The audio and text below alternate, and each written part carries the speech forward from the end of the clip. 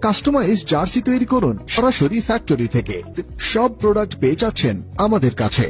আমরা সকল প্রকার jersey, trouser, tracksuit, jacket, hoodie এবং বিভিন্ন ধরনের ইভেন্টের জন্য T shirt, polo shirt, event, picnic সহ যে কোনো অনুষ্ঠানের জন্য জার্সি ও টি শার্টের অর্ডার নিয়ে থাকি।